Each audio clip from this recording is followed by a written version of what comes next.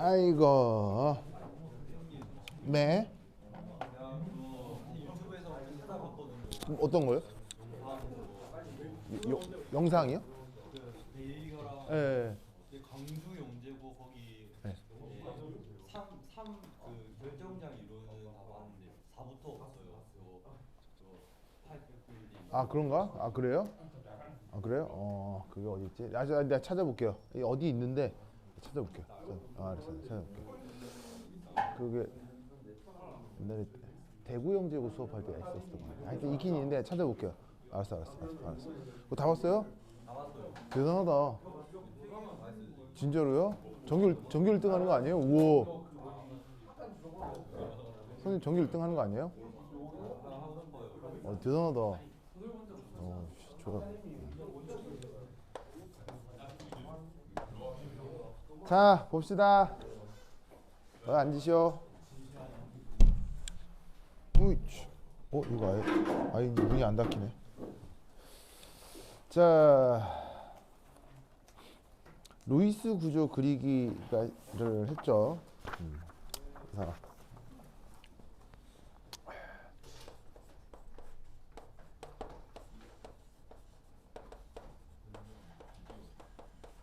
자, 루이스 구조에서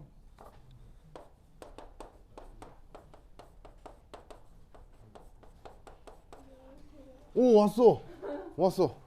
그래요.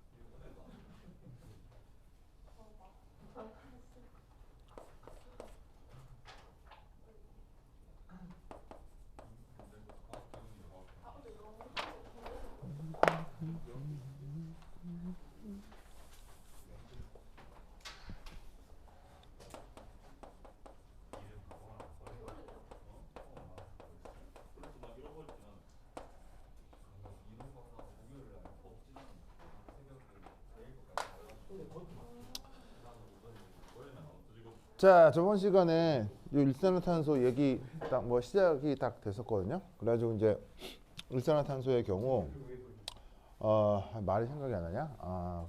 그렇지. 그 형식전화를 따지면 탄소가 얼마요? 형식전화 탄소가 얼마요? 마이너스 1이고요. 그 다음에 여기에 있는 산소는 얼마? 1 플러스였죠. 이때 왜 탄소가 마이너스고 산소가 플러스라고 했죠? 어떻게 해석한다고 했죠? 자, 탄소는 이 공유결합에 전자를 몇 개 제공하죠?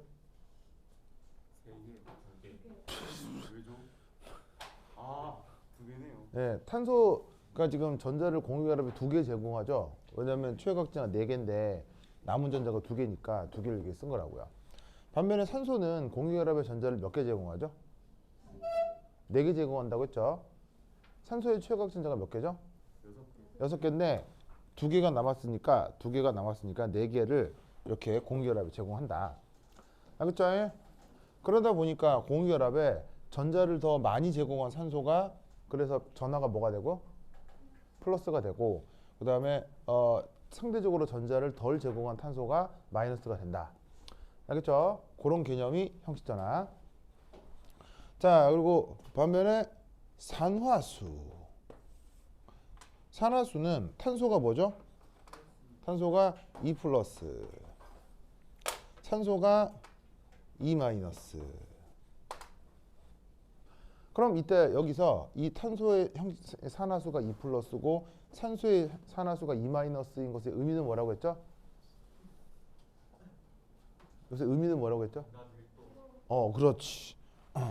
바로 이 산소가 탄소에 비해서 뭐가 더 크다?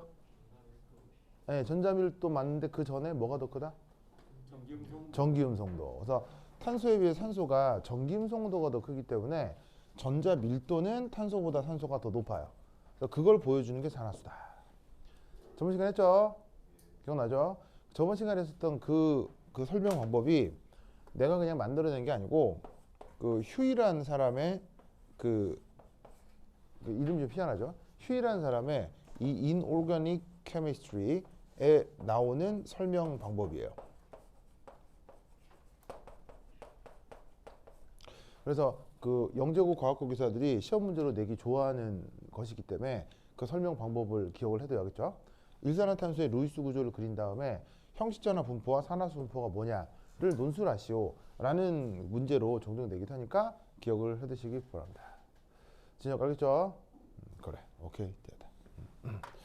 아이고 좋았어. 시현 알겠죠? 알겠죠? 그래 나한테는 욕하지 마요. 나한테는 욕하지 마요. 그렇죠? 그러니까 세연이 되게 무서운 사람이었어요. 무서운 세연이. 그래. 자, 지금 그렇다. 좋아. 자, 그다음 두 번째 이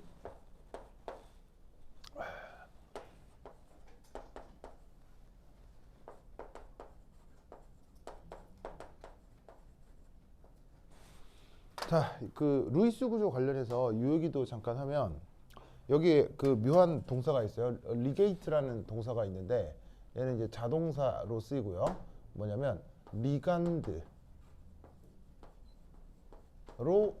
작용하다 라는 뜻의 동사입니다. 여러분 리간드 기억나요? 기억이 안 날 게 아니에요. 우리 리간드 수업을 해본 적이 없어서 뭐 언젠가 뭐 슬쩍 얘기를 했었던 것 같은데 네, CO에 대한 얘기를 옛날에 한번 했었죠. 네. 그래서 뭐가 있었냐면 금속에 어떤 비금속 물질이 있는데 비금속이 금속에 뭘 준다? 전자 뭐? 보통은 전자쌍. 전자쌍을 이압 이렇게 줄 수 있거든요. 이럴 때 여기에 있는 이 전자쌍을 주는 비금속을 그걸 뭐라고 부른다? 그걸 리간드를 한다. 알겠죠? 그죠? 이때 저 일산화탄소가 되게 강력한 그 리간드로 작동을 할 수 있거든요. 그래서 그거 뭘 잠깐 살짝 보면 뭐라 해볼까? 아이고 말이 생각이 안 나냐. 그렇지. 자, 첫 번째 1. 자, 우선 여기에 있는 탄소하고 산소 사이에 실제 전하 분포는 어떻게 될까요? 전자밀도는 산소가 2-고 그다음에 형식전환 탄소가 마이너스인데 실제로 그 전자밀도를 조사하면 델타 플러스 델타 마이너스가 대략 어느 정도 나올까요? 물론 뭐 외울 필요는 없는데 이 경우 탄소가 0.02 마이너스 정도가 되고요. 산소가 0.02 플러스가 됩니다. 결과적으로 부분 전하가 탄소가 정말 마이너스가 되거든요. 그러니까 여기에 있는 형식전화 분포처럼 탄소가 마이너스가 된다 이런 얘기죠. 자, 그런데 부분 전하가 0.02, 0.02니까 일산화탄소는 극성이 크겠어요, 극성이 작겠어요? 얘는 물질의 극성이 있다고 했을 때 극성이 있는 물질 중에서는 극성이 가장 작은 녀석입니다. 그래서 전기음 농도 차이가 크게 나면 보통 극성이 크게 나는데 얘는 묘하게도 극성이 거의 나지 않는 아주 묘한 녀석입니다. 이 녀석이 금속이랑 뭐를 저렇게 배기결합을 할 수 있는데 이 배기결합을 한다고 할 때의 첫 번째 논리 바로 탄소가 전자를 쌍을 제공한다 하는 요 경우를 한번 생각해 보자 이거죠. 탄소 말고 산소 먼저. 자, 그럼 여기 이제 금속이고요. 자, 여기 산소가 있어요. 쭉쭉쭉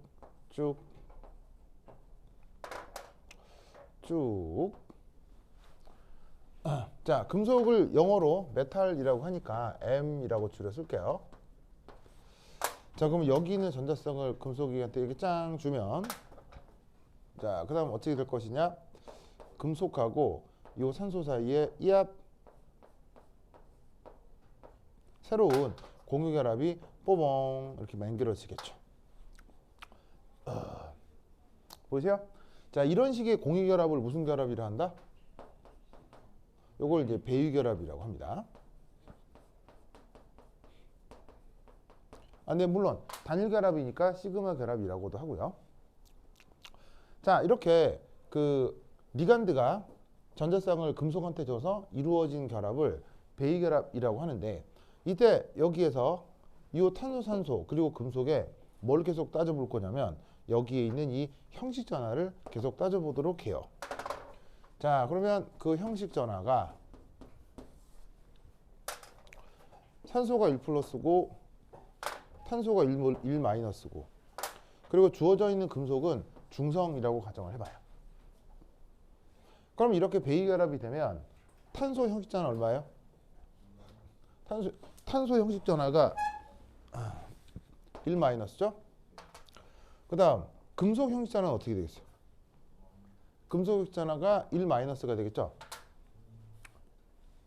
이거 이해하겠어요? 만약에 중성이라고 하면 1 마이너스겠죠? 만약에 1 플러스였으면 중성이었고요. 뭐 2 플러스면 1 플러스가 되겠죠. 왜냐하면 이 두 전자쌍이 원래 산소 거였는데 둘 중에 하나가 금속계 된 거라고 칠 수 있으니까 금속이 없던 전자를 하나 받은 거니 형식 전하가 1 마이너스만큼 된 거라 이런 말이에요. 반면에 그때 산소의 형식 전하는 뭐가 돼요? 산소의 형식 전하는 2 플러스가 되겠죠. 되겠죠? 그럼 이때 우린 여기서 뭘 할 수 있느냐? 바로 봐. 이런 것은 뭐하다? 불가능하다. 불가능하다. 알겠죠? 산소는 전기음성도가 뭐해? 엄청 크기 때문에 형식 전하가 2 플러스가 나오는 건 나타날 수가 없습니다. 그리고 루이스 구조의 기본 중에 하나가 뭐라고 그랬었냐면 형식 전하가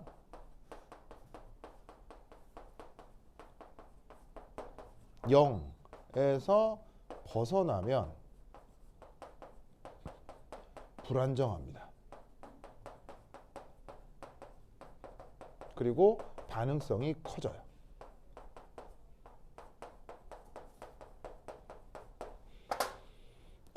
이런 루이스 구조를 그릴 수 있지만 이렇게 돼버리면 산소가 불안정하고 이 자체로 반응을 해버리기 때문에 제공했던 전자를 다시 회수해서 역방으로 돌아갈 수 있습니다. 그래서 일산화탄소에서 저렇게 탄소하고 산소가 있을 때 산소의 비공호 전자가 금속에 제공하는 것은 조금 불리한 일입니다. 알겠죠? 알겠죠? 저런 일은 벌어지지 않습니다. 자, 이때 A, E, 산소가 아니라 드디어 탄소가 전자를 준다고 합시다. 자, 그럼 이때 여기에 있는 금속. 자, 이제 탄쇼.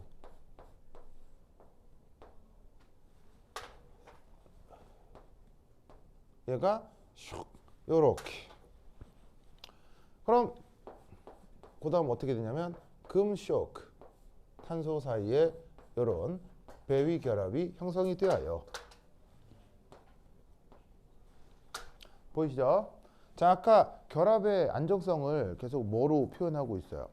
형식 전하로 표현하고 있으니까 여기서도 해봐요.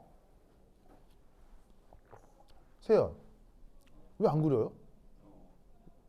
응? 그래도 자려고. 응? 아우, 세연 진짜. 자, 이제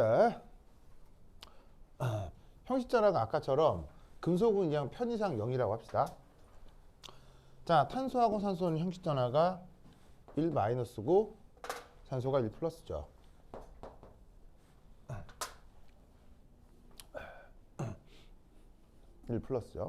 자, 그럼 이때 여기에서 보시다시피 여기서의 형식 전하는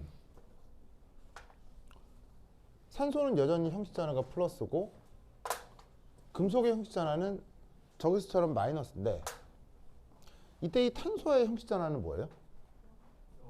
탄소 양식 전하는 우리 서윤이가 얘기했던 것처럼 0, 0. 좋았어요. 아까 뭐라 그랬어요? 형식전화가 0이 되면 좋다고 했죠? 그러니까 아까 이런 상황보다야 이게 훨씬 적절한 상황이다.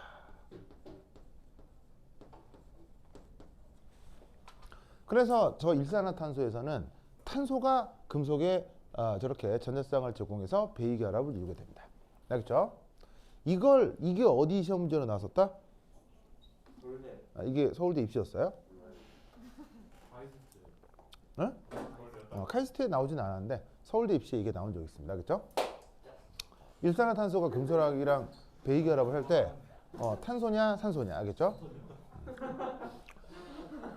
왜? 여기가 포턴냐고라 했어. 재혁이가 서울대 붙었다고요? 아니요. 예준이가 좋아하길래 재혁이가 네. 포턴냐고. 그래요? 알겠습니다. 그래서 기분이 좋잖아요. 어? 맞으면 기분이 좋잖아요. 누구한테 맞았다고요? 아니 왜 예준이는 맞으면 기분이 좋아요? 취향이 굉장히 굉장히 고급스러운 취향을 가지고 있네요. 그래? 알겠습니다. 지나갈 때마다 여러분 한 대씩 때려주고 그러세요, 알겠죠? 네. 예전에 생각만 해도 좋죠. 네. 만원 받고 맞아드리고 일석이조. 네, 하여튼 그렇다. 네, 참. 자, 그래서 이렇게 되는데, 근데 여기에 있는 요 금속이 말이죠. 금속은 금속인데 보통 무슨 금속? 보통 전이금속이 돼요. 전이금속의 뜻은? 네, 바로 D와 F 오비탈에 부분적 전자가 채워진 걸 전이금속이라고 하거든요. 네. 요즘 우리 주황이하고 저희 선효가 아주 공부를 굉장히 열심히 해요. 그래요?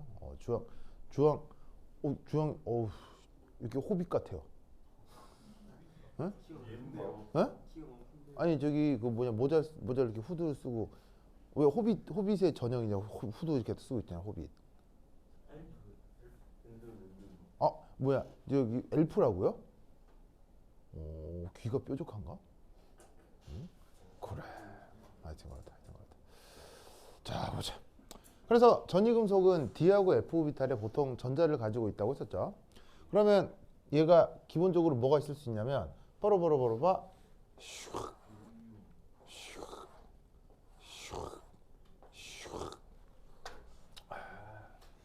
요런 거. 자, 얘는 뭐라고 부르냐면 T2G 오비탈이라고 합니다. 그럼 T2G라는 말의 뜻은 어떤 뜻이냐면 DXY, YZ, ZX 중 하나입니다. 방향성에 따라서 XY라 해도 되고 YZ라 해도 되고요.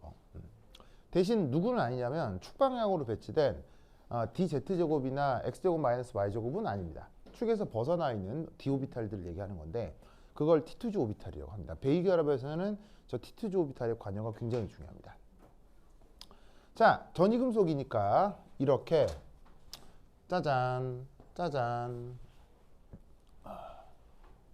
자, 얘는 누구냐면 기존 존재했던 D 오비탈 전자라고 하겠습니다. D 오비탈은 전자가 최대 몇 개 채워져 있죠? D 오비탈은 최대 전자가 10개 채워져 있기 때문에 부분적으로만 채워져 있으면 돼요. 부분적으로만 알겠죠? 그러니까 부분적으로만 채워져 있는 거니까 1개에서 9개까지 다 가능해요. 그렇죠? 1개에서 9개까지. 그 중에 T2G에 채워져 있는 어떤 전자만을 얘기하겠다 이런 얘기죠. 전자가 9개까지 채워질 수 있는데 그 중에 어떤 T2G에 채워져 있는 전자. 알겠죠? 그럼 얘가 어떻게 되냐면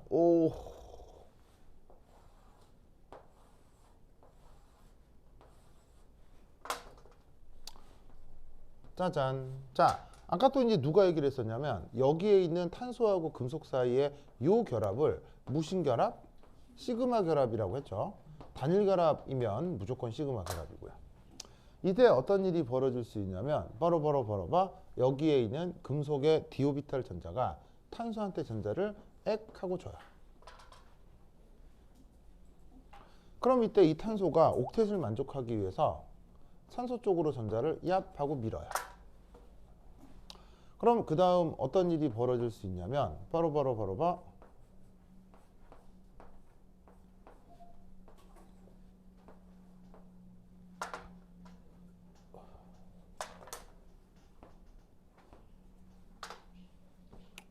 좀 크게 그릴까? 여러분 안 줘도 돼요. 나만 좀 크게 그릴게요. 좀만 크게.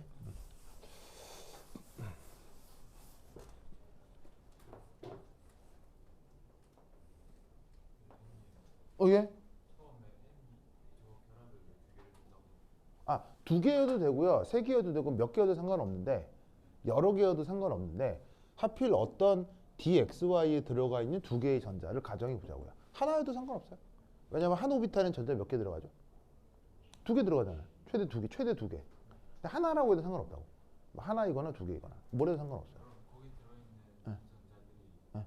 M이랑 C 결합에 관계가 네, 관여합니다. 관여한다는 얘기예요. 그리고 그게 DYZ, DZX에서도 이런 일이 계속 벌어질 수 있어요. 그러니까 이 세 개 중에 하나인데 그 상황을 얘기해 보겠다는 얘기예요. 진짜 결합을 적용하는 예, 아주 강력하게. 자, 그럼 여기서 이렇게 해서 요를 요를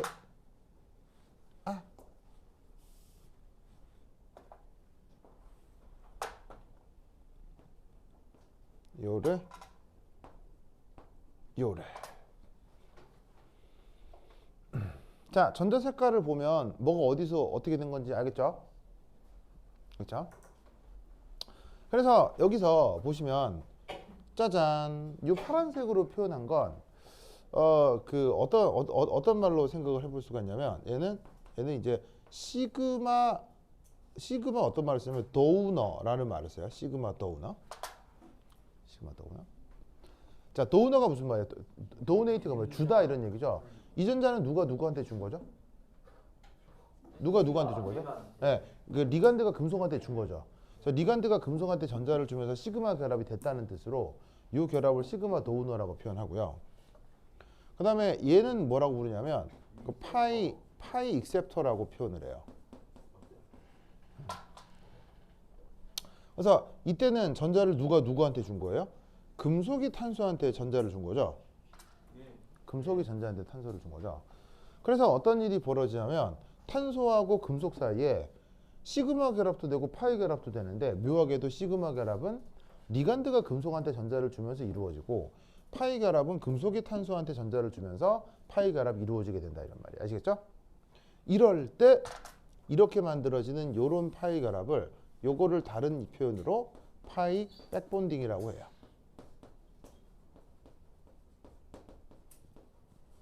이걸 이제 나중에 분자궤도 함수가 익숙하면 분자궤도 함수 상에서 그 뭐냐면은 오비탈의 그거 뭐냐면은 위상, 그러니까 이제 플러스 마이너스 사인의 관점으로 저 파이 백본딩을 생각해 볼 수는 있는데 지금은 저 루이스 구조상에서도 저런 파이 백본딩이 고려가 될 수 있다 이런 뜻이에요.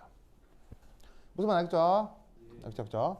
그러면 이때 더더욱 좋은 점은 우선 첫 번째, 당연히 단일 결합에 비해서 이중 결합은 강한 거예요, 약한 거예요? 당연히 더 강하고요. 그 다음 두 번째는 형식 전화를 각각 따져볼까요? 형식 전화. 산소 형식 전화 얼마? 0. 탄소 형식 전화 뭐? 0. 금속 형식 전화 뭐? 0. 금속의 형식 전화가 0이 됐다는 거 알겠어요? 자, 봐요. 처음에 0이랬잖아요. 어떻게 그려놨을 때? 전자 두 개 있을 때 0이 되는 거잖아요.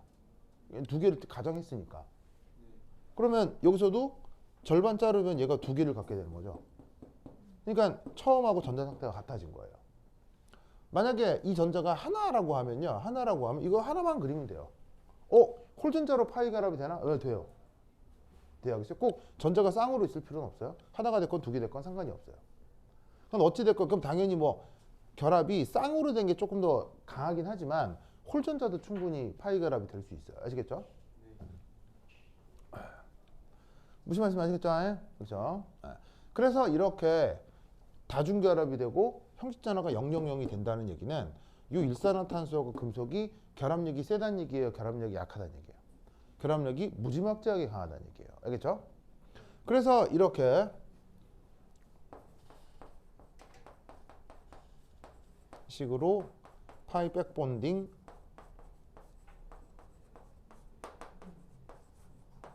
을 하면서 강력한 이중결합이 되는 CO 같은 것을 스트롱 필드 리간드라고 합니다. 알겠죠? 스트롱 필드 리간드라고 합니다.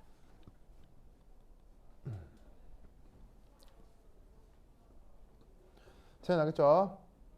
그래서 그거를 나중에 이제 분자궤도 함수를 이용해서 이게 막 좀 어렵게 설명할 수도 있지만 이게 기존에 우리가 알고 있는 루이스 고자하고 형식전화 개념으로 얘를 표현할 수 있습니다.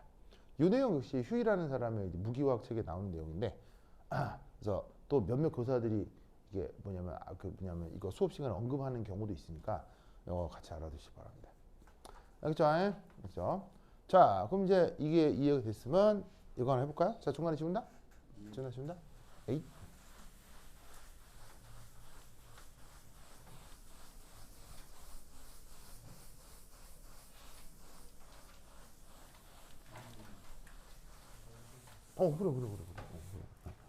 그래.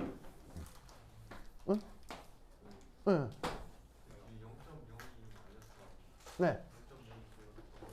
0.0이 네. 얘는 실험으로 측정한 거예요. 그거는 네, 측정한 거여서 가지고요. 이건 어떻게 알 수 있는 건 없어요. 그러니까 뭐냐면 그러면 뭘 측정해서 이걸 알아냈을까요? 이온결합이라고 가정을 하고 어. 쌍극적으로 네, 쌍극적 모멘트 계산한 거예요. 쌍극적 모멘트 측정을 해가지고는 쌍극적 모멘트하고 결합 길이를 알게 되면 나눠 가지고는 나눠 가지고는 전화된 분리된 전화량을 알 수 있죠. 쌍극적 모멘트 측정으로부터 알아낸 거라서 이렇게 논리적 이렇게 이론적으로 계산할 수 있는 방법은 없습니다. 그냥 그런 거 없다 이렇게 생각하시면 돼요. 그러니까 뭐만 이쪽이 마이너스고 이쪽이 플러스이며 극성이 굉장히 작다 정도만 알아두시면 됩니다. 그럼 왜 탄소가 마이너스냐라고 묻는다면 형식전화가 마이너스여서요 라고 답하면 돼요. 그냥 알겠죠? 생각나겠죠? 네. 네? 왜? 아니 뭔가 물을 것 같은데? 일단 생각 정리 좀 하고. 그래? 형식전화 산화수하고 뭐가 되면은 실험 전에 예측할 수 없는. 살짝 예측할 수는 있어요. 100% 완벽하게 맞지는 않는데 한 80% 이상의 확률로 잘 맞아 떨어지거든요. 뭐냐면 형식전화는 아까 이렇게 썼다가 지웠는데 0이 아닌 형식전화는 항상 뭘 의미한다고 했어요? 0이 아닌 형식전화는 큰 반응성을 의미하거든요.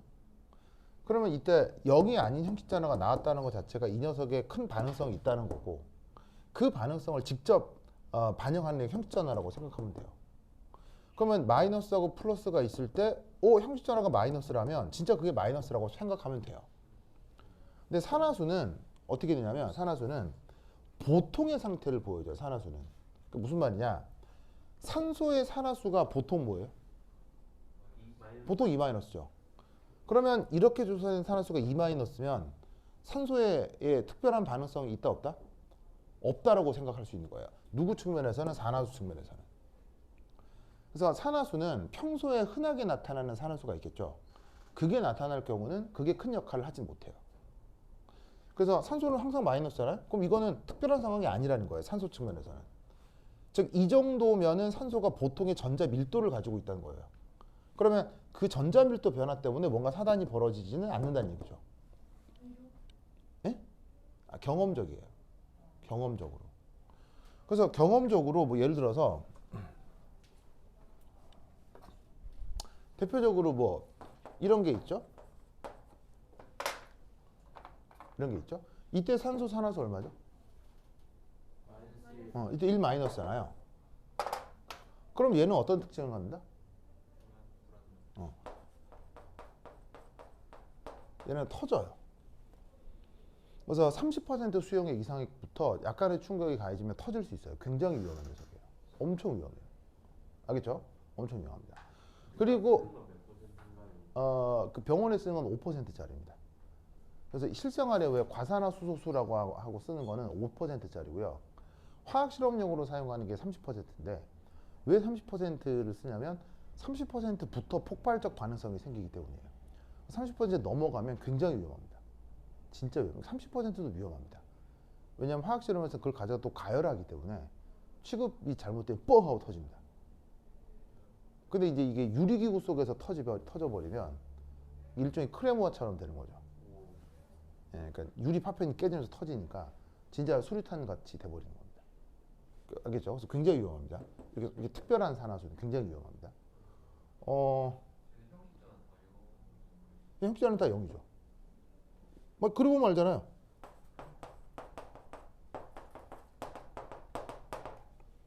형식자는 다 0, 0, 0, 0이거든요. 즉 형식자나 관점에서는 특별한 게 없는 겁니다. 근데 이때는 산화수가 특별한 의미를 갖는 거죠. 그럼 여기서 어떤 생각을 해야 되냐면 산소는 원래 2- 산화수인데 그럼 지금 1-라는 얘기는 평소에 비해서 전자밀도가 높다 낮다? 평소에 비해서 전자밀도가 아주 낮은 상태다. 그럼 얘가 뭔가 사단을 일으킬 거다라고 예상할 수 있는 거예요. 형식전화로는 특별한 게 없죠. 그러니까 형식전하고 산화수를 따졌을 때 충돌을 한다면 둘 중에 어떤 게 특별한지를 살펴보는 거예요. 네. 저기 실제 측정 값은 쌍극적 모멘트를 측정한다고 하셨잖아요. 네. 근데 그러면 쌍극적 모멘트면 전자 밀도가 조금 유의미한 거 아니에요? 쌍극자 모멘트의 자 0.02 마이너스 0.02 플러스는 전자 밀도가 아니죠. 전자 밀도가 더 크게 영향을 주는 거 아니에요? 저번 시간에도 슬쩍 얘기를 했는데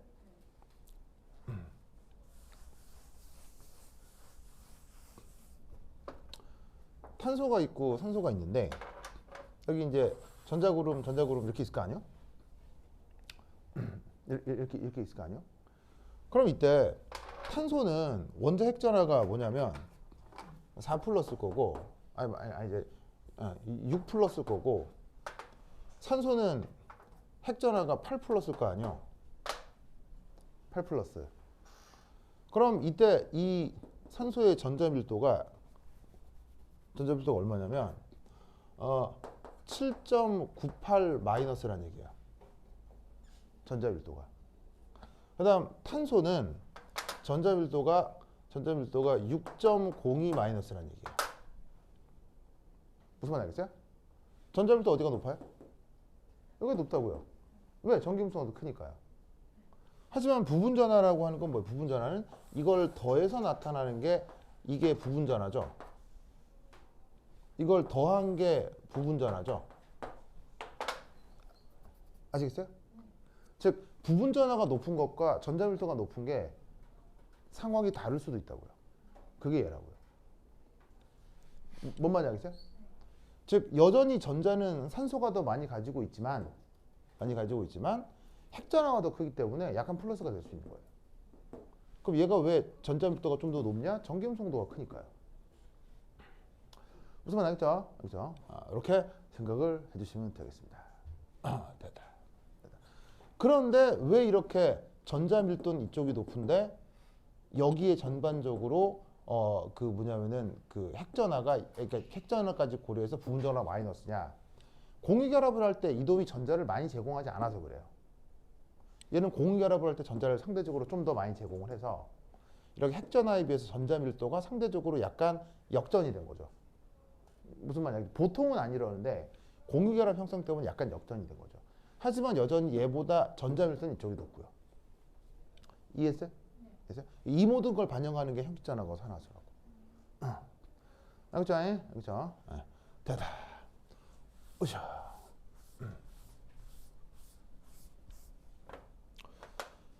자, 그럼 퀴즈.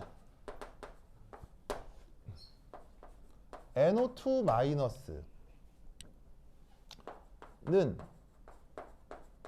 어떤 타입의 리간드일까요?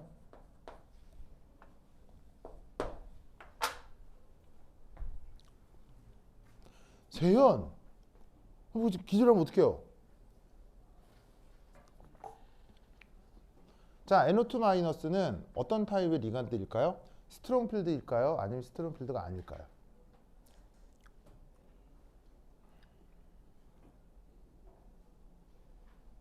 스트롱필드는 두개 같이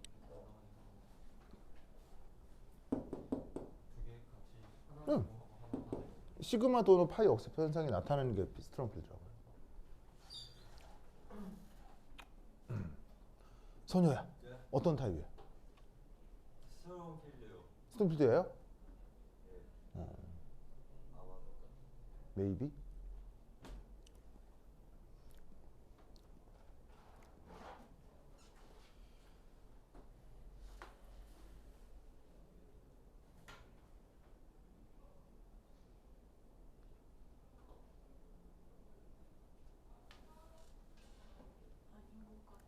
아닌 것 같아요? 역시 우리 서윤이. 여러분 선유하고 뭐냐면 서윤이 말이 달라요. 여러분 누구 편을 들 거예요? 아, 이기는 편 든다고요? 어우, 이기는 편이면은 저기 그건 악마인데 악마? 왜요? 에? 저기 몰라 체인소맨? 체인 예, 체인소맨에 예, 체인소맨에 되게 유명한 대사인데. 너희는 우리 요원과 악마가 싸우다가 만약에 우리 요원이 죽었어. 어떤 생각이 드니? 덴지. 별 생각 안 나는데요. 별 생각이 안 드는데요. 하고 그다음에 별 생각 안 드는데요. 그리고 우리 요원이 죽었다. 어떤 생각이 드니? 요원이 죽었다. 라는 생각이 든대요. 그냥. 그 무슨 말인지 알겠어요? 그다음 두 번째. 어느 편을 응원할 거냐? 어느 편을 응원할 거냐? 나한테 잘해주는 쪽. 그다음에 두 번째는 이기는 쪽. 이라고 대답하는 사람들이 다 악마들이에요. 파워 근데 파워 줄. 네. 하여튼 그렇다. 마스터가 오늘 이거 파워를 해주는 거야. 그래서 지금 방금 저기 세연이란다. 저기 현승이가 악마들이 얘기하는 그런 패턴의 답을 다 얘기해 줬어요. 대단한데요? 현승이 알고 봤더니 되게 무서운 사람인데요?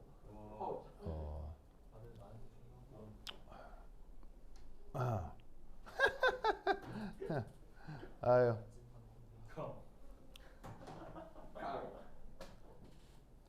자, 그걸 봤어요?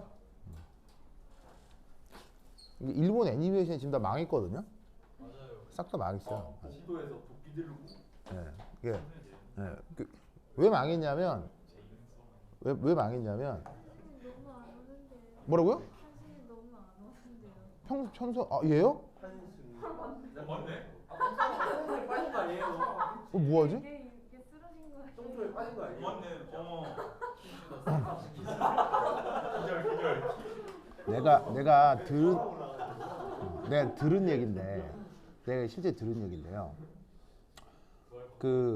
내가 들은 얘긴데 그 변기 있잖아요. 변기가 이렇게 그 도자기로 돼 있잖아요. 도자기. 그러니까 도자기잖아요. 도자기 이게 세라믹 재질, 도자기 재질. 그러니까 이제 겉면이 거칠거칠해요. 매끄덩매끄덩해요. 매끄덩매끄덩 하잖아요. 거기 이제 플라스틱 바를 놓고 거기에 이제 엉덩이를 앉는 거 아니에요. 근데 그게 한 번씩 그런 실수 안 해요. 플라스틱 바를 내리고 앉아야 되는데 모르고 안 내리고 앉아가지고 기우뚱하는 그런 적 한 번씩 있지 않아요? 예. 뭐야 이게 한 번씩 그럴 때 있잖아요. 그럴 때 나도 한 번씩 있었는데 그냥 그러니까 이렇게 내리고 해야 되는데 뭣도 모르고 이제 잠결에 하고 그냥 푹 앉았다가 이거 이게 뭐야 이랬더니 한 번씩 그럴 때 있거든요. 근데 그게 그 우리 집에 인테리어 공사를 하던 업자가 얘기를 해준 거거든요. 업자가 얘기를 해줬는데, 에? 뭐가요? 그게 맞다뇨? 그렇게 쓰는 그렇게 앉는 게 맞느냐고. 그게 아니고 업자가 무슨 얘기를 했냐면 여러분 깜짝 놀랄 거예요. 자기가 모텔에 이 변기 깨러 많이 가봤다고. 깨러요. 껴요? 그래서 왜 이걸 왜 깨요? 그랬더니 모텔 같은 데서 이렇게 샤워하다가 이게 이제 뭐냐면 온몸에 비누칠이 살짝 된 상태에서 몸이 이제 피부가 매끈매끈할 거 아니야. 이게 미끌미끌할 거 아니야. 그런 상태에서 모르고 그 변기에 앉았다가 엉덩이가 쑥 들어가서 있잖아요. 그 골반이 그 안에 딱 낀대요. 이게 체구가 크지 않은 보통 여성의 분들 같은 경우. 그럼 어떻게 되냐면요. 이게 있잖아요. 자기 힘으로 뺄 수가 없대요. 자기 힘으로 안 빠진대요. 이게 뭐냐면 사람이 이런 자세는 힘을 세게 줄 수 있는데 사람이 이런 자세에서는 사람의 힘이 안 나와요. 그러니까 이게 어떻게 되냐면 이게 껴가지고 이게 안 빠진다는 거야.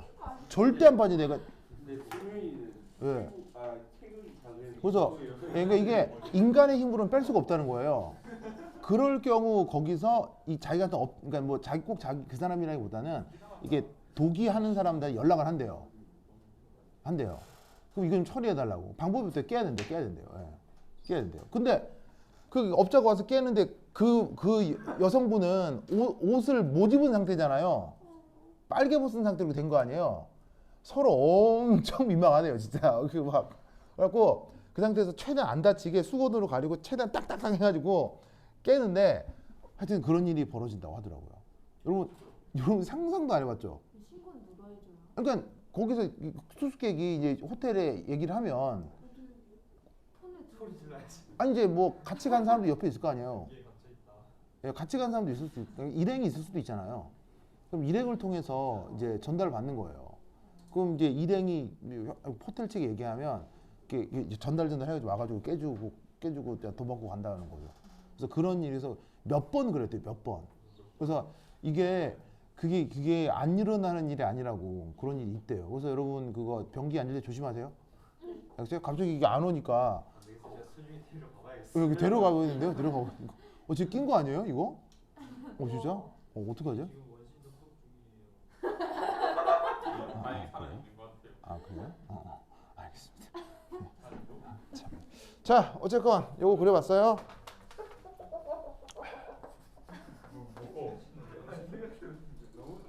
얘는 저희 원신할 수도 있죠.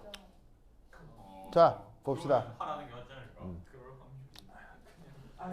확률이. 자, NO2 마이너스 루이스 구조 그리겠어요? 자, NO2 마이너스 루이스 구조가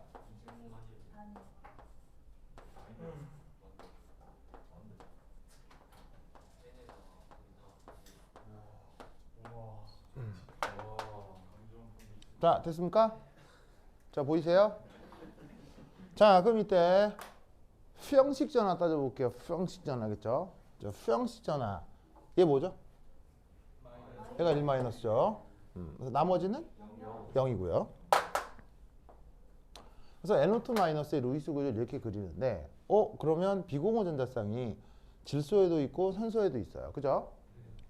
그럼 이때 첫 번째 1, 산소 is negating.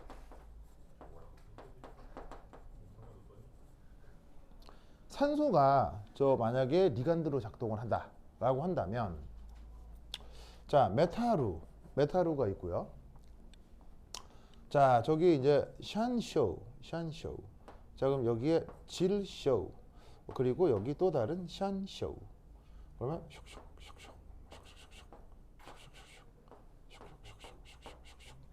한 다음에 요래.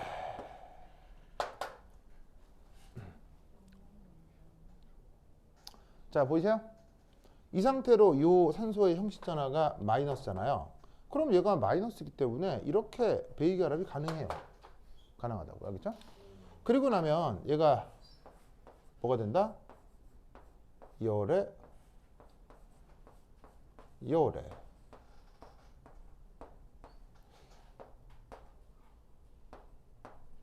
이렇게 되고 요렇게 시그마 결합이 만들어지는 거죠.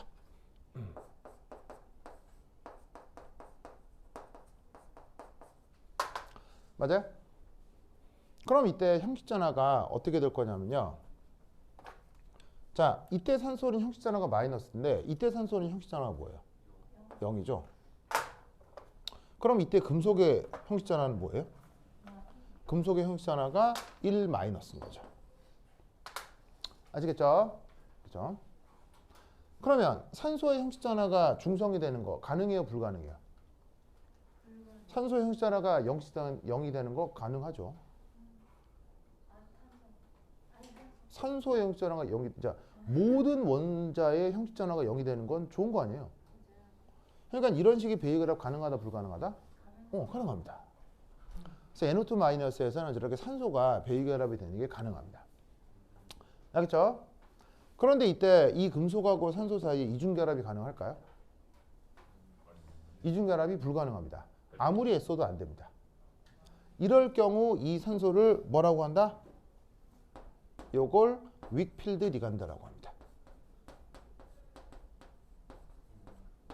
이중결합이 절대로 안 나오거든요. 그래서 산소가 배기결합을 하면 쟤는 윅필드 리간드입니다. 자, 근데 반면에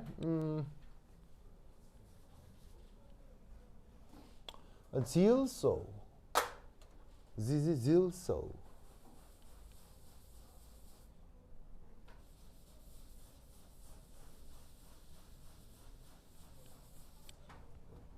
자, 그러면 여기에 질소를 그려보아요.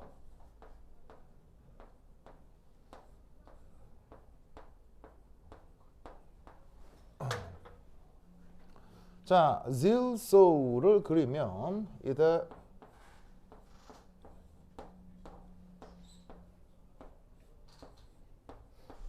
깜짝아. 뭐 재밌구나.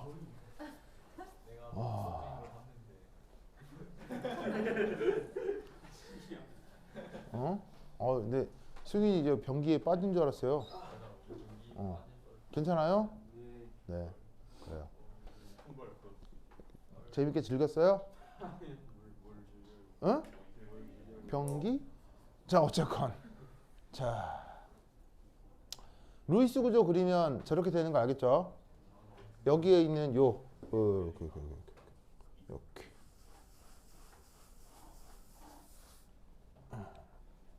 보이세요? 이렇게. 자, 그럼 역시나 계속 뭘 따지고 있어요? 형식전화 따지고 있죠. 이 산소 형식전화가 마이너스죠? 이건 변함이 없는데 배기결합을 하고 나면 질소의 형식전화가 어떻게 되죠? 질소 형식전화가 플러스 1이 되겠죠. 맞아요? 그래서 이 상태로도 가능은 해요. 왜냐하면 질소가 형식전화가 플러스인 건 나타나요? 안 나타나요? 충분히 여러 가지 화학결합 등에서 나타날 수 있기 때문에 가능한데 여기서 놀라웠게도 파이 백본딩이 일어나면 질소의 경우 여기에 있는 질소산소 결합전자를 산소 쪽으로 던져요. 그럼 이때 어떤 일이 벌어지냐면 질소하고 이중결합이 되면서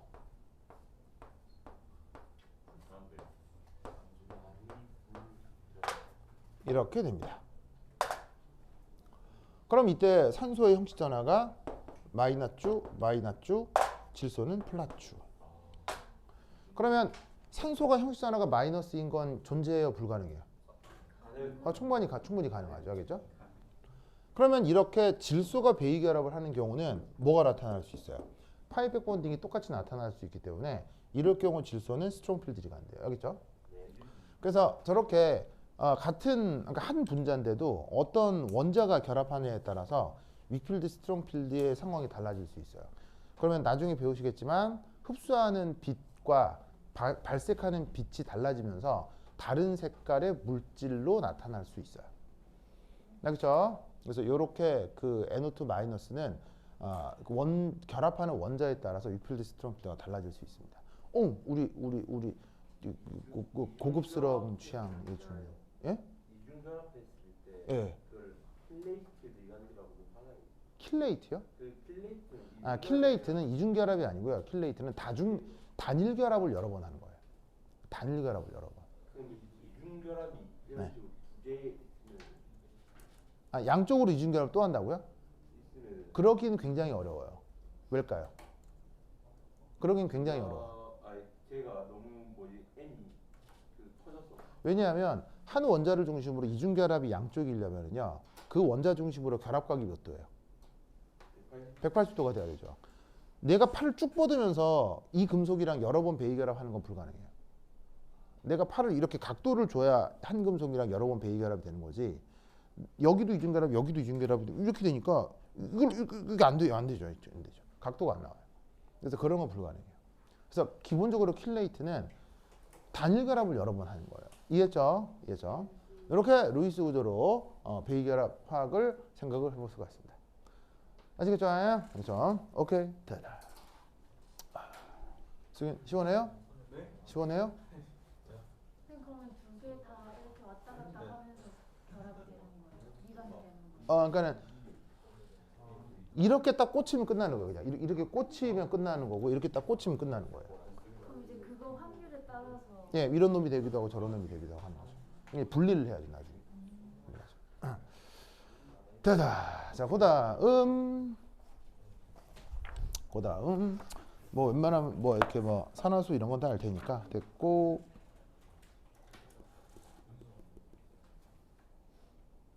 그다음 5.5 60페이지 5.5 60페이지 5.5 60페이지 5.5 60페이지 5.5 공명구조 잘 그리죠? 네. 공명이 잘 그리죠? 네. 잘 그리죠? 할만하죠? 맞아, 공명구조. 그려야 해요. 예? 아니 그냥 공명구조 알죠? 네. 이렇게 뭐 차근차근 다 설명할 필요는 없을 것 같아서 뭐 공명구조 정도는 알죠? 알죠? 됐죠?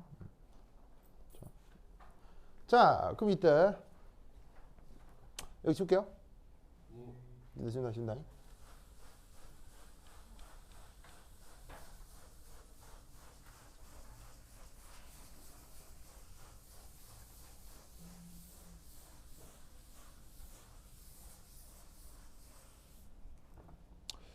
거기 챕터 제목이 무엇이냐? 연습 문제 5.5 공명구조.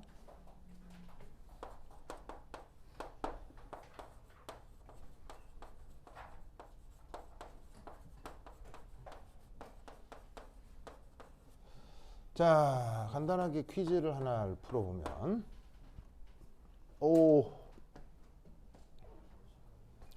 다음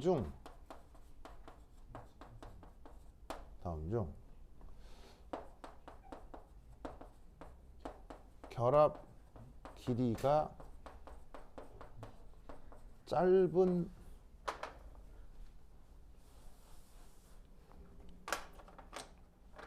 부분이 5대일까요? 자, 그럼 다음은 누구냐? 바로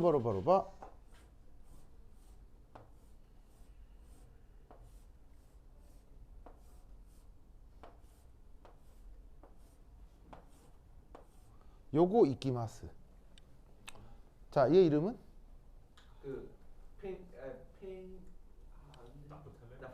나프탈렌입니다.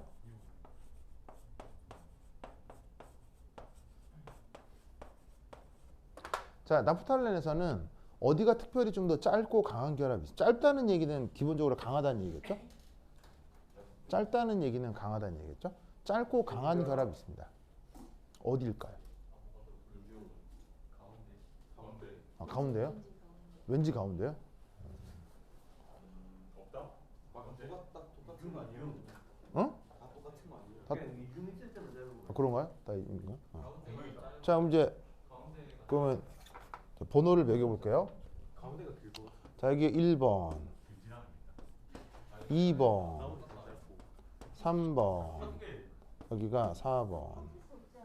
그런데 분명히 안 되지 않나? 그러니까 가운데 길다고. 왜안 돼? 컨주게이션이 두번 나오는 거. 분명 되면은 저 무너지죠. 다 더해서 11번 나오면 방향종 아니야? 아니죠. 방향족입니다. 분명. 방향족인데. 공명, 자명 똑같잖아. 쌤이 한쪽이 더 짧게 했다. 아니 다 똑같은. 이제 세연이는 다 똑같은. 좋습니다. 똑같지 않아? 다 똑같은. 4번 짧으면 4번. 어딘가 답이 있을 거야. 1, 2, 3, 2, 5. 1, 2, 3이요? 1, 2, 3이 아니에요. 4번이 길어요. 아, 4번. 그렇다고요? 혹시 짧다면 4번이잖아요. 짧다면 4번. 이거 공명이 두 개를 좋아. 따라서 말하니까 그런 느낌. 저런데 컴퓨테이션 하려면은 이렇게 있어야 하는데 분명 다 세로로 한 개씩 세우고 그냥 둥그렇게 잡으면 다 연결되잖아. 자, 선우야 몇 번? 모르겠어요. 어? 소녀 4번. 우리 시원소년 몇 번? 4번이 길어요. 4번이 길다고요? 처음 먼저 길다고요? 진짜 역수의 그 자체. 그거 뭐야? 베인 입은 코트 되게 예쁜데요? 하나우승에 걸어. 어? 이런 느낌이야. 집 거실 바닥에 있어서 입었어. 아, 진짜로요? 예쁜데. 혹시 아빠 옷이에요? 네? 아빠 거예요? 저도 몰라? 예쁜데요? 제가 입을 수 있는 건 바꿔 입어. 아, 진짜로요? 아빠하고 체형이 비슷하죠, 자기. 그렇지. 보통 그렇지. 아빠 더 크세요? 아, 그런가요? 알겠습니다. 아, 키는 더 크세요? 운동하셔. 진짜로요? 무슨 운동하시는데? 그냥 혼자 진짜로? 뭐 이런 거 이거 하세요? 안 하신 지좀 진짜로요? 씨, 멋지다. 젊었을 때 사진 보니까. 장난 아니에요? 진짜로. 나도 좀 해야 되는데. 근데 내가 웨이트를 정말 싫어해서. 진짜. 하여튼 그렇다. 자, 볼까요? 4번이 길어요.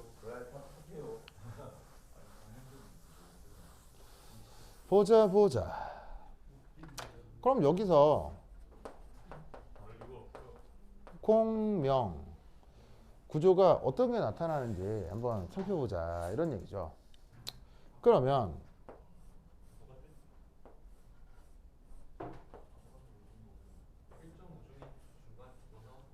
힌트를 드리자면 얘는 공명 구조가 총 3개가 나와요.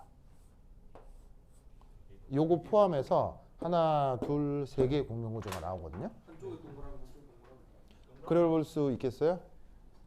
예. 응. 당연하죠. 힘내라. 응. 그래 볼 수 있겠어요? 왼쪽 비워싸고 오른쪽 비워싸면 가운데가 3분의 분결합니다. 아니 다 똑같다니까. 아니야. 4번 길어. 자, 또 다른 공명 구조는 이겁니다. 다 똑같아. 똑같아요. 이런 공명 구조가 있을 수 있고요. 근데 저거 있다. 그런 식으로 나와. 이런 공명 구조가 나타날 수 있습니다. 그러면 답할 수 있겠어요? 가운데가 비네. 할 때. 적성을 끼고. 다 똑같다. 이거 진짜 가운데 긴 거네. 가운데가 긴 거 아니야? 왜? 어디가 짧냐고요? 짧냐고요? 1, 2, 3번이요. 짧잖아요. 어디가 짧냐고요? 아니야, 다 똑같아. 2번. 바로 봐. 다 똑같아. 2번이 더 짧아요. 2번? 2번이죠? 모이랑 차이가. 2번이요? 2번이 왜요? 제 무슨 문제가 있죠? 자, 봅시다. 요 녀석의 2번에서의 평균 결합 차수가 몇 차죠? 1.5. 3분의 5라는 거 알겠어요? 3분의 5? 네. 왜냐하면 이중 결합, 이중 결합, 단일 결합이잖아요. 어? 3분의 1의 확률로 이중 결합 2번, 단일 결합 1번. 그러면 하나, 둘, 셋, 넷, 5개가 3분의 1의 각각의 확률로 나타난다고요. 알겠어요? 뭐 여러분들이 아까 4번이라고 했는데 뭐 4번 내볼까요? 4번? 4번은 평균 결합 차수가 3분의 4차인데 3분의 4차라는 거 알겠어요? 왜냐면 한 번은 이중결합, 한 번은 단일결합, 한 번은 단일결합이잖아요. 나머지 다 따지면 다 3분의 4차거든요. 뭐 하나 빼고? 저 2번 빼고요. 2번만 3분의 5차고 나머지는 다 계산하면 3분의 4차가 나와요. 세개가 기여도가 같아요. 어쩔 수 없이 같다고 가정하는 수밖에 없어요. 엄밀하게 같지는 않겠죠. 살짝 다르긴 어떻게 다를 거냐면요. 어떻게 다를 거냐면 요 두 개는 똑같을 거고요. 요 두 개는 요거 두 개는 똑같을 거고 요는 하나는 다를 수 있겠죠. 근데 그런 계산까지 하긴 좀 어려우니까 평균적으로 다 같다고 퉁치고 한번 계산을 하면 저런 일이 나타난다는 얘기예요. 뭔가 이해가 안 근데 되는데 저게 자리 정성적으로나 약간 뭔가 좀 약간 아름다운 설명은 없나요? 아니 뭐라고? 자리로만 따질 수가 있어요. 자리로만 따진다는 게 무슨 말이죠? 탄소 번호를 매여서 아, 어떻게 된 거냐면 공명구조라고 하는 게 자, 어떻게 나타나는 거냐면 이렇게 나타나는 거죠. 예를 들어 여기 있는 두 전자가 이리 오고 이리 간 게 이거라고요. 즉 파이 전자만 움직이는 게 공명구조죠. 파이 전자만 움직였을 경우 탄소의 위치가 바뀌는 게 아니라고요. 공명구조는 탄소의 위치를 바꾸는 게 아니고 결합되어 있는 파이 결합 전자를 바꾸는 거라고 했죠. 그래서 전자가 약간 골고루 퍼져 있다 이런 느낌 아니었어요? 그건 공명구조가 아니라 분자궤도 함수고요.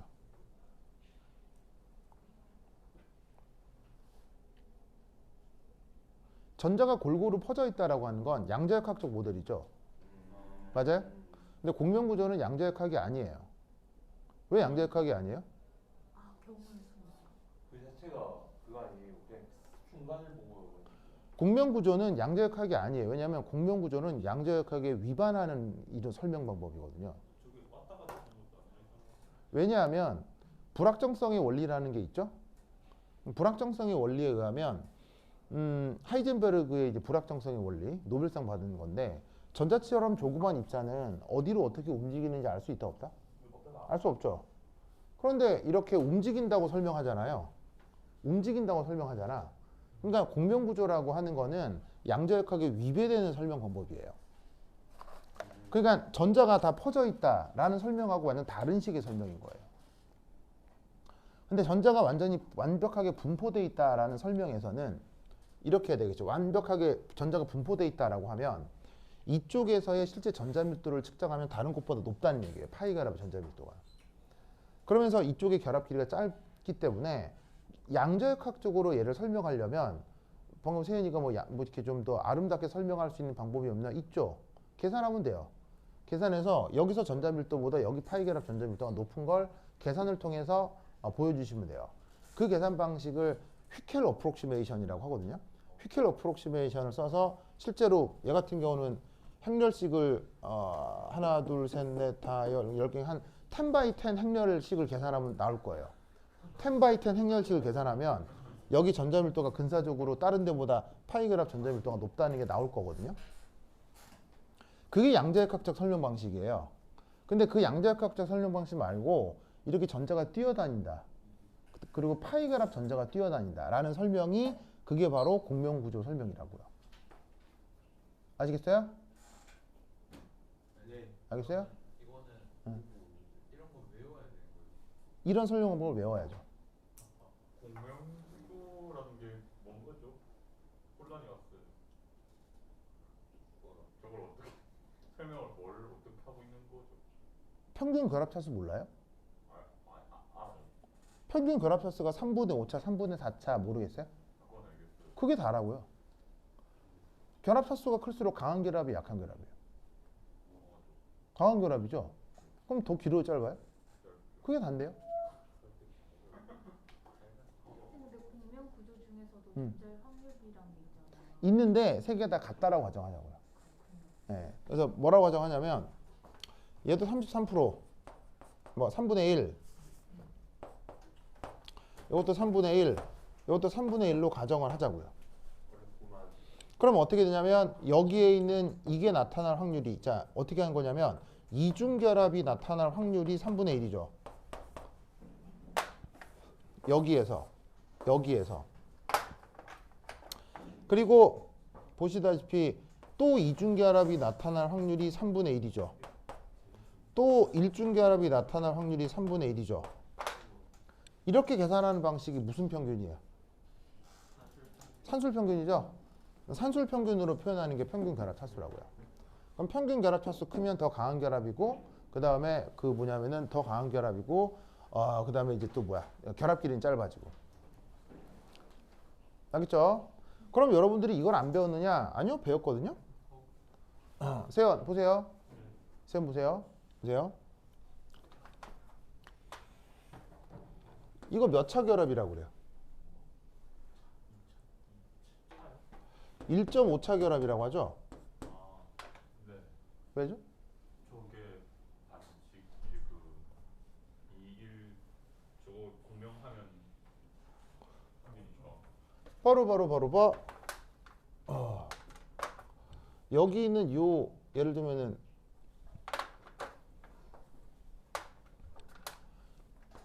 요 비공호 전자가 요래 그럼 요 파이 결합 전자가 요래 공명 구조가 나타나면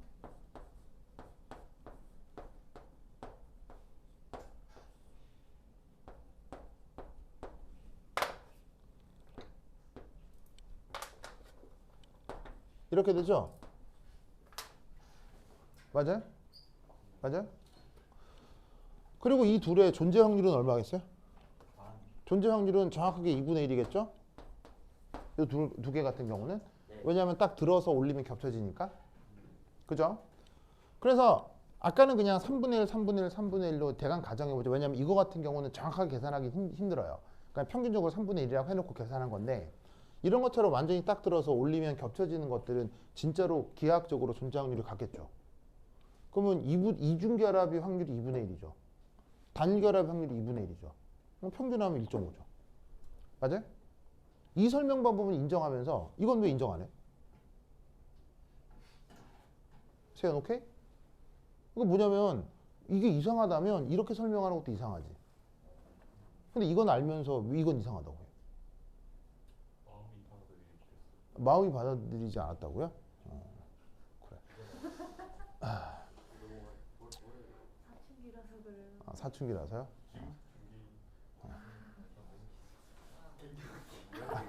지금 갱년기라고요? 요즘 내가 갱년기 같아요. 요즘 운동을 많이 못했더니 갱년기가 오는 것 같아. 그렇다. 네? 그러니까 요즘은 그냥 그거 등산을 많이 해요. 등산이. 예, 보통 그러니까는 인간에게 가장 좋은 운동은 등산이거든요. 인간에게 가장 좋은 운동이 등산이에요. 그러니까 물론 운동이 많잖아요. 많은데 그 수없이 많은 운동 중에서 여러 가지를 따질 때 제일 좋은 운동이 등산이에요. 특히나 공부하는 사람한테는 등산이 최고로 좋아요. 예, 그러니까 그 등산하는 사람은 머리를 자주 써야 되죠. 그리고 머리를 자주 써서 오는 피로가 있죠. 그거를 풀어주는데 제일 좋은 게 바로 등산이에요. 그러니까 그 인간이 개발한 그 어떤 운동보다 등산만큼 뇌에 효과적인 운동은 없어요. 등산이 제일 좋아요. 그래서 여러분도 평소에 등산을 하시는 게 좋아요. 근데 여기서의 등산이란 뭐 개나리 보찜을 메고 그 에베레스트 산을 올라가라 그런 게 아니에요. 그런 게 아니고요. 그리고 내가 하라고 하는 등산은 힘들면 그냥 내려오셔야겠어요? 힘들지 않을 정도까지만 해요. 힘들지 않을 정도까지만 뭐 하는 게 등산이냐면요. 저 흙길이나 자갈길이나 아니면 저기 풀밭길 있죠. 이거를 걷는 것 자체가 등산이에요. 그러니까 이게 일종의 산책 같은 거예요. 그러니까 약간 경사가 지면 효과가 더 있을 뿐인 거지 경사가 있을 필요도 없어요. 그냥 평지여도 상관없어요. 평지여도 이게 울퉁불퉁한 자연의 길 있죠. 울퉁불퉁한 자연의 길을 걷는 게 인간이 할 수 있는 최고의 운동이에요. 그리고 공부하는 사람한테는 가장 좋은 운동이에요. 이해했어요? 이해했어요? 어떤 걸요? 공부하는 사람한테 저 자연의 길을 걷는 게 가장 좋은 운동이라는 거. 그렇지만 싫은 걸요. 에? 싫은 걸요. 싫다고요? 아니 뭐 싫으면 안 해도 되는데. 사춘기 맞는 거 같아요. 네, 그렇죠. 인연이 그러니까 여러분이 생물학을 배웠잖아요. 생물학 배웠죠. 생물학을 배웠으면 알 수 있는 생물학을 배웠으면 알 수 있는 결론이잖아요. 이해하겠어요? 이해 못하겠어요? 생물학과 화학을 배웠는데 지금 내 말이 이해가 안 돼요? 예? 그런 특별한 케미컬이 없더라도요. 그러니까 제일 안 좋은 길이 아스팔트나 시멘트로 깔아놓은 평평한 길 있죠. 평평한 이런 바닥 있잖아요. 집에 마루 평평하죠. 그런데 오래 걸으면 몸에 굉장히 안 좋아요. 이런 평평한 길이 굉장히 몸에 안 좋아요. 굉장히 안 좋아요. 그러니까는 예, 정신 건강에 좋아요. 예? 정신 건강에 좋아요. 평평한 길 걸으면 정신 건강에도 아주 나빠요. 굉장히 나빠요. 몸에도 안 좋고요. 굉장히 나빠요. 관절에 굉장히 나빠요. 이해했어요? 이해했어요? 균형 잡는 신체 기관을 써서 그런가요? 정답입니다. 정답입니다. 빨리 이해하는 사람 생기네요. 그러니까 내가 장난스럽게 하는 얘기가 아니고요. 여러분들의 인생을 바꿀 수도 있는 가르침이라는 거예요. 아니 꼭 산까지 갈 필요도 없다니까요. 그러니까 뭐냐면 아니 지하판도 나쁘지 않아요. 지하판도 나쁘지 않아요. 그러니까 만약에 그게 싫으면요. 어떤 것도 좋냐면 왜 프로 스포츠 선수들 그 개인 트레이너랑 운동하는 것 중에 이게 동그란 판 위에 올라가서 무게중심 잡는 거 있죠. 네, 그런 운동이 굉장히 좋아요. 아니면은 또 굉장히 좋은 운동 중에 하나가 한 발 들고 균형 잡는 건데 눈 감고요. 여러분 눈 감고 균형 잡으면 되게 힘들어요. 정말 힘들어요. 진짜 힘들어요. 정말이에요. 그러니까 눈 감고 한 발로 균형 잡기요. 양쪽 번갈아 가면서 그래서 이게 그 소방관 입시에 이 시험이 있어요. 소방관 입시에 눈 감고 균형 잡기. 그러니까 이게 시간이 있어요. 그러니까 몇 초 이상 돼야 그 뭐냐면 통과가 되거든요. 어느 쪽 발로요? 양쪽 다. 양쪽 다. 그래서 여러분 실제로 이따가 한번 해보세요. 눈 감고 균형 잡기 굉장히 힘들어요. 복근하고 다리에 엄청나게 힘이 들어가거든요. 그래서 웬만한 운동 수준이 아니면 이게 눈 감고 한 발로 균형 잡기 굉장히 어려워요. 그럼 이게 뭔 말이냐면 여러분 잘 봐요. 복근을 키우고 싶어요. 그럼 복근은 어떻게 해야 돼요? 써야죠. 쓰면 되잖아요. 자, 이거를 키우고 싶어요. 쓰면 되잖아요. 무슨 말 알겠어요? 여기까지 됐죠? 그럼 뇌를 키우고 싶어요. 그럼 어떻게 하면 돼요? 뇌를 써요. 쓰면 될 거 아니에요. 자, 내 말 틀렸어요. 맞아요? 맞아요. 그럼 어떻게 하면 그럼 잘 봐요. 팔을 쓰는데 팔을 조금 써야 이게 커져요? 많이 써야 커져요? 그러면 뇌를 키우고 싶어요. 그럼 뇌를 조금 써야 커져요? 뇌를 많이 써야 커져요? 그럼 어떻게 하면 뇌를 많이 쓸지를 고민하면 되잖아요. 움직여요. 어떻게 하면 뇌를 가장 많이 쓸 수 있어요? 움직임. 그러니까 생물학적으로 어떤 경우 인간의 뇌가 가장 활성화되는지 실험 데이터를 찾으면 되는 거 아니에요. 여러분들 생물도 배웠고 화학도 배웠잖아요. 자연과학을 배웠잖아요. 그러니까 맹하게 그러지 말고요. 어떤 경우 이 뇌가 가장 활성화되는지 데이터를 찾으면 될 거 아니에요. 어떤 경우 가장 뇌가 활성화돼요? 시각적 충격. 움직일 때. 여러 가지가 있는데 여러분 수학 문제 풀 때 뭐 그다음에 뭐 아니면은 뭐 영화 볼 때 뭐 잘 때 등등 여러 가지가 있을 거 아니에요. 여러 가지가 있을 거 아니에요. 그럼 이때 인간의 뇌를 스캔했을 때 가장 활성화되는 게 뭐냐면 바로 움직일 때예요. 움직일 때 인간의 뇌가 가장 활성화돼요. 왜죠? 진짜 그렇게 생겼어. 예, 인간의 뇌가 왜 움직일 때 가장 활성화되죠? 움직이려고 만들어. 바로 봐. 두 발로 걷는 건 거의 불가능에 가까운 행위이기 때문이에요. 아, 두 발? 머리카락 아니면 발 두 개? 두 팔 두 개요. 이걸로 어떻게 걸어요? 여러분 지구상에 존재하는 대부분의 척추 동물은 몇 발로 걸어요? 네 발. 네 발로 걷죠. 왜 네 발로 걷죠? 왜 무게 중심에. 왜냐하면 네 발로 걸어야 무게 중심을 유지하기 편하니까요. 네 발로 걷던 게 두 발로 걸으면 무게 중심 유지하기 쉽겠어요, 어렵겠어요? 극도로 어렵겠죠. 근데 인간은 그걸 해내잖아요. 그 말은 무슨 말이냐면 인간의 뇌 속에는 뭐가 있다? 두 발로도 무게중심을 잡을 수 있게 회로가 구성되어 있다는 얘기예요. 그러면 두 발로도 걸을 수 있는 이 하드웨어라는 얘기는 다른 동물들에 비해서 이 하드웨어가 개발되어 있다는 얘기예요? 약하다는 얘기예요? 엄청나게 개발되어 있다는 얘기예요. 그럼 그 하드웨어를 활용하면 어떻게 되겠어요? 뇌가 더 강해지는 거예요. 그러니까 여러분 머리가 좋아지고 싶어요? 그러면 계속 움직여야 돼요. 계속. 그러면 여러분 인간의 이 걸었을 때 무게중심을 누가 잡아줘요? 바로 발바닥하고 발목이 우리의 무게중심을 제어해요. 무슨 말 알겠어요? 그러면 여러분 발바닥과 발목으로 하는 스포츠가 있죠. 그게 축구잖아요. 발바닥하고 발목으로 하는 스포츠가 축구잖아요. 그래서 인간이 개발한 스포츠 중에 가장 어려운 스포츠가 그래서 뭐예요? 그게 축구예요. 인간이 할 수 있는 스포츠 중에 제일 어려운 스포츠가 축구예요. 왜죠? 발바닥하고 발목으로 하니까요. 왜냐하면 이미 발바닥하고 발목은 뭘 하기에도 벅차다고요? 발바닥하고 발목 뭘 하기도 벅차다고요? 서 있기도 벅찬 거를 해내고 있는 거예요. 무슨 말인지 알겠어요? 근데 그 상태에서 다른 사람이랑 경쟁하면서 공을 이리저리 뺏고 던지고 해야 되잖아요. 발로 차고 해야 되잖아요. 즉 축구를 할수록 머리가 굉장히 좋아지는 거예요. 굉장히 좋아지는 거예요. 태원이 공부법 이거였는데. 그걸 모르고 와. 못 보면 너. 대박. 알아냈어. 무슨 말인지 알겠어요? 신이었노 신동원. 알겠어요? 알겠습니까? 그런데 공부하는 사람한테는 그렇다고 축구가 적합하진 않아요. 왜죠? 힘들어요. 네, 첫 번째 너무 힘들잖아요. 두 번째 시간 많이 뺏기죠. 세 번째 다칠 수 있죠. 축구가 가장 멋진 운동이긴 하지만 여러분 생리학적으로 봤을 때 가장 멋진 운동이긴 하지만 공부하는 사람한테 적합하진 않아요. 왜? 공부하는 사람 숨 헐떡해서 뭐 하려고요? 그냥 공부하는 사람 공부하기 바쁜데 축구장까지 가는 시간 써서 뭐 하게요? 그다음 공부하는 사람 몸 다치면 어떡해요? 안 되죠. 그렇다라고 하면 공부하는 사람이 발목을 그리고 발바닥을 가장 많이 쓸 수 있는데 안전하고 시간도 안 들이고 항상 평소에 가장 쉽게 할 수 있는 운동이 뭐겠어요? 등산이라고요. 등산이라고요. 무슨 말인지 알겠어요?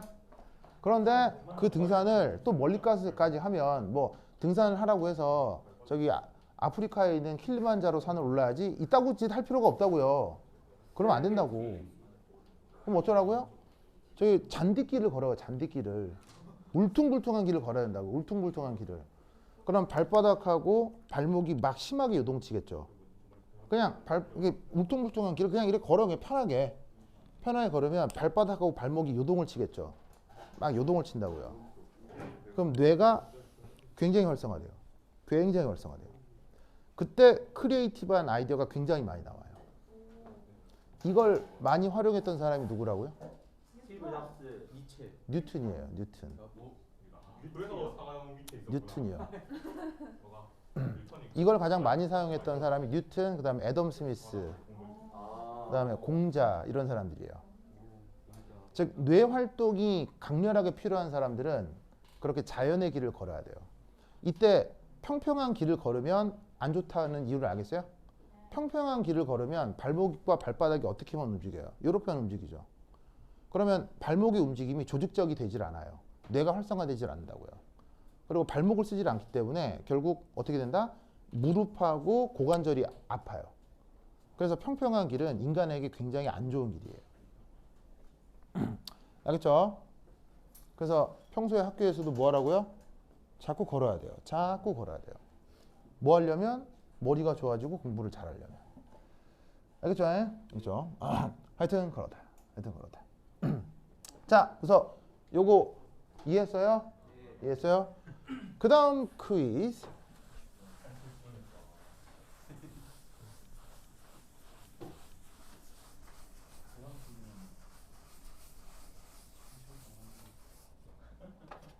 퀴즈. 다음 중 더 센산은